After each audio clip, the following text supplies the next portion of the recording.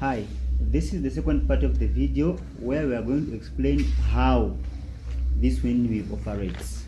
The pump. This windmill was designed to drive a 1-inch hand pump, but we realized that there was a mismatch between the pump we had fabricated and the gearbox. The stroke at which the pump could operate was 0.1 meter compared to the lever of the gearbox, which is 0.07. So we opted to use a hand pump that could work at a shorter stroke, and we chose this 4-inch India Mark II pump. The blades are made of iron sheet of about 16 gauge for good strength.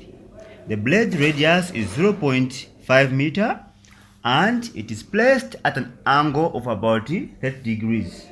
The shape of the blades is trapezoidal, with one side having 0.25 meter and the other one having 0.1 meter, and it can produce a torque of about 1.2 Newton meter, which is sufficient enough to drive a hand pump. The gearbox is made of 2 bearings, a shaft, housing, and a lever, which determines the size of the stroke.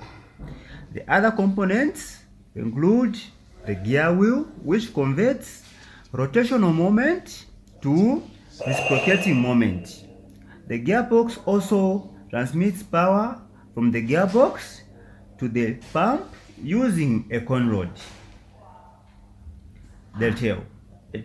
The tail is 1 meter in length and it works hand in hand with the turntable, and the main purpose of the tail is to turn the windmill in the direction of the wind and also to move it out of the wind so as to prevent it from being damaged. But we are yet to put the turntable on this windmill. Where we are going to show you how our windmill is going to be operating. Now we've chosen this spot considering that this is the spot where there's wind, and we are choosing this height to be about 3.5, which is the same height of our stand. Now this is the gearbox and this is the turbine. The gearbox consists of the lever which is connected to the shaft. This shaft is connected to the turbine. This is where the whole mechanism takes place. This is where the conversion of rotational moment to reciprocating moment takes place. At this point, this is where we're going to connect the rods, which is going to be connected directly to the pump. The mechanism which is here is that when the turbines are rotating, the shaft is able to convert the rotational moment into the reciprocating moment, thereby making sure to say our rod which is connected to our pump is able to reciprocate.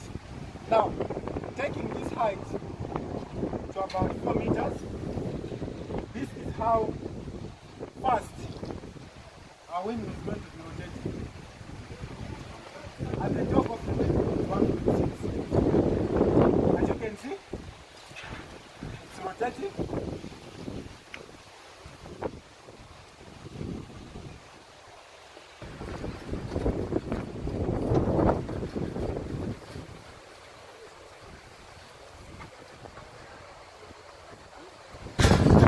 We are now showing you the windmill in action, where the kinetic energy in the wind is converted to mechanical energy, and this energy is transmitted to the gearbox, which converts it to reciprocating motion, and this is further transmitted by the conrod to the pump, resulting in the pump pumping water.